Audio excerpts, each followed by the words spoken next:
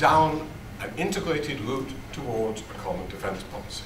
Helsinki Declaration, some of you may distantly remember, we set up 15 working groups to discuss pooling and sharing and common budgets, and ministries of defence on the whole signed up to them, and ministers of finance told them they couldn't have any money for it.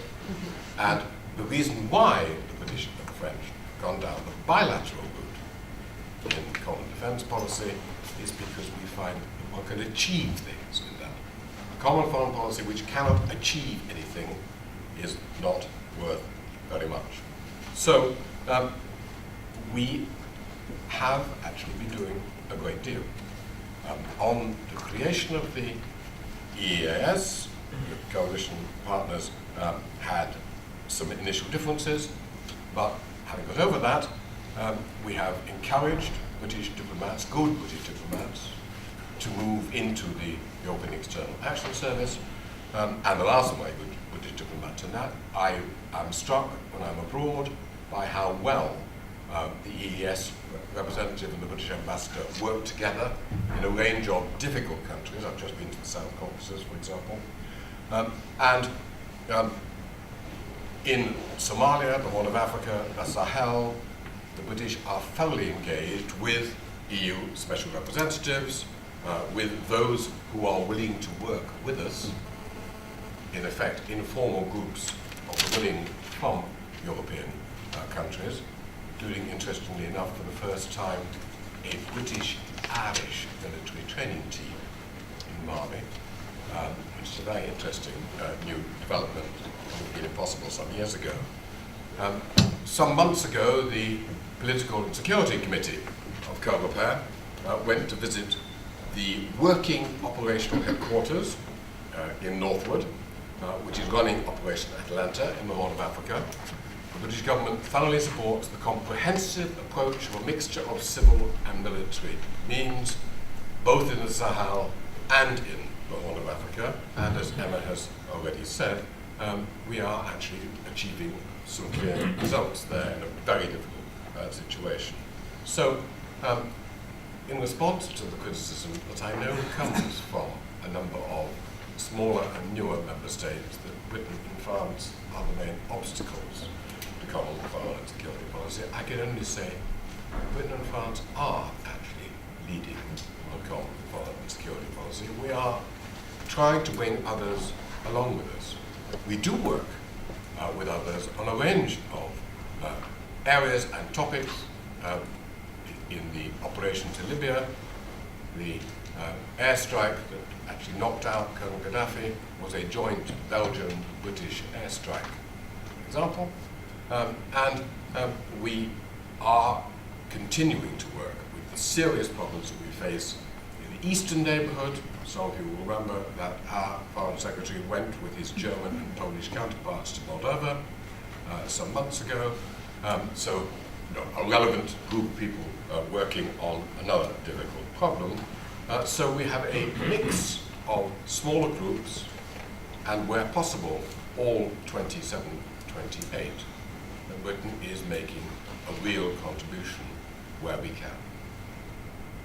Wallace, thank you very much indeed. As I say, I'm going to open it out to the floor in just a few minutes' time, though. First, just to pick up on a few points.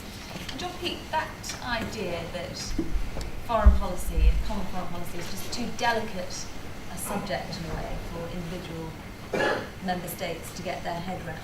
Do you agree with that, and that foreign policy is just too tied up with a sense of independence and sovereignty? Are you asking about majority voting when you say that, or just the idea that Wallace was talking about there, that it's almost too delicate a subject to even talk about a common policy, a common foreign policy itself? I mean, I think that's probably because people think in the particular case of the EU strategy that if you start reopening it, there will just be quarrels about what to put into it. And I think that is unfortunate, actually, because the strategy is 10 years old. I think that's right, isn't it?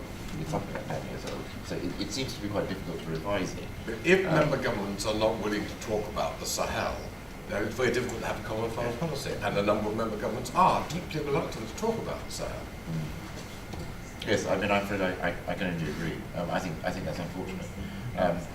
I mean, sometimes one thing that does happen, and that's why I concentrated as much as I could on the neighbourhood, because I think the neighbourhood is where the test is.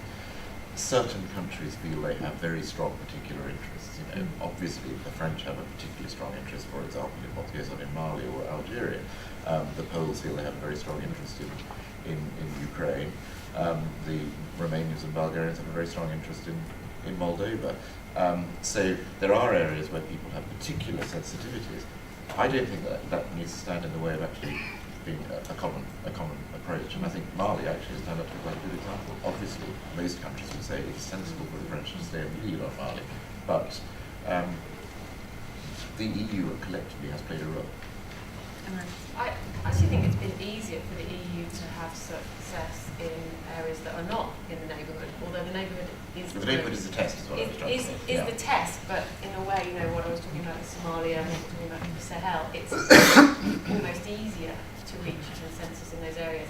It was about the Declaration of Independence by Kosovo. I was in Slovakia last week, and they were one of a handful of member states who were opposed to that unilateral declaration, partly because it was unilateral, and partly because they were very worried about their own national circumstances. Spain also has very, very strong concerns in that area, not least with what's happening in Catalonia, and sort of pushed in Catalonia from some sides of the political spectrum to have a referendum there about independence. So,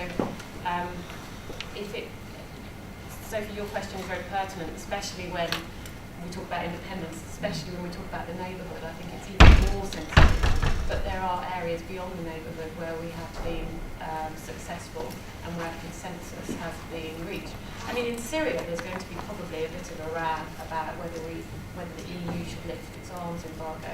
But up until now, up until fairly recently, there had been a consensus about that, and there had been a consensus about sanctions against Syria. Now, I'm not saying it's tremendously successful policy, because given the ongoing conflict in Syria, nothing can be called a success given what we're seeing day in, day out.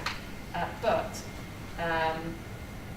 there might be a disagreement about the EU arms embargo, but up until fairly recently, there's been a relative degree of consensus about Syria within the EU. But Lord Wallace, let's talk about consensus a bit further, because you talk about how bilateral works, France and Britain, bilateral relationships work. Is it not, when you're talking about consensus, is the EU just too big now? Is 27 too many? And don't the institutions need to change and the structure needs to change in order to deal with that? No, as far as possible, you should always try and work carrying others with you. The problem is that takes time. It's easier when you've got to just carry one person, isn't it? Well, Harder when no, you've got three or four. if you Harder want, still when you've got 37. if you want a response to a crisis, which was what Mali was about, then it's easy to move with a small group. In Somalia, it has been easier to develop a common policy because this is a long-term problem, and everyone that eventually gets on board.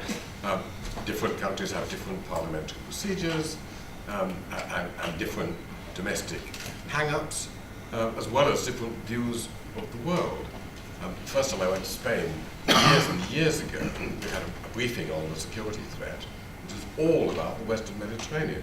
We tried to say, hold on a minute, the world is a bit wider than the Western Mediterranean. First time I went to Poland, and the second and third time as well, I was told that the security threat was entirely from the east, and that there wasn't a security threat. People didn't want to talk about a security threat from the south. So getting a consensus about the world in which we live, our priority partners, why we need a common policy towards China or towards Burma. Incidentally, on Burma, we're doing rather well at the present moment. And again, there's a British diplomat who was advising the European Commission and the European External Action Service on this particularly helpfully. Some things it's easier to have shared views on than others, so you have to play it case by case. John Peet, in terms of money mattering, do you think that it's possible that the current economic crisis in the Eurozone could potentially have a positive effect in terms of common policy? Yes, I do.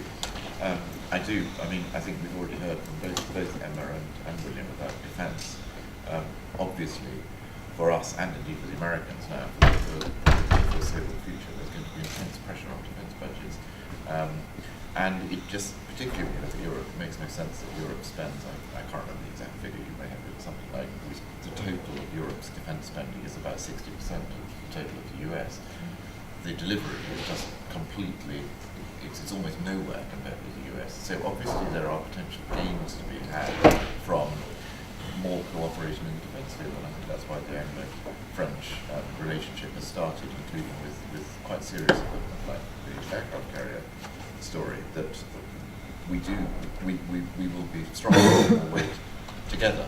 And I think that will apply over time to the EEAS, that it seems to me, as an outsider with not much knowledge of the area, unlikely to be sensible for all countries in the European Union to maintain their own embassies in Pakistan, to take an example. Probably you could do a bit of overlap, commonality, sharing facilities, or ultimately possibly having only two or three having actual representation there. But the positive impact, if you can call it that. I think that is positive from the financial point of view, you could save money, but it also could be positive because it may help to engineer the feeling that actually in many places, not everywhere, but in many places, European countries do have common interests and ought to have a common policy. And just a final point, the diplomatic impact of austerity packages, the way that Greece relations being affected by the Eurozone crisis at the moment, all that kind of push, would that undermine what's happening on a financial front, do you think? I don't think it should.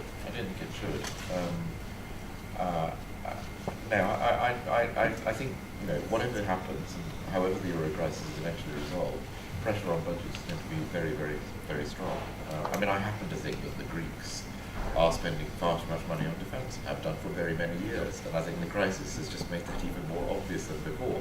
They clearly feel they have political reasons for doing that, and they have to draw their own conclusions about it. But I think the pressure on the spending is going to continue.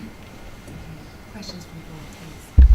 If I just remind you before we start to make sure that they are indeed questions, to keep them brief so we can get as many as possible in, and to let us know who you are. Gentleman in the back there. Yeah, thank you. My name is Moses. I'm from King's College, where I defense study. I listened to all the panelists talking about the CFSP, and one thing that they haven't mentioned prominently is the role of NATO in Europe. Is this a relevant actor, or is irrelevant in terms of the common and security policy?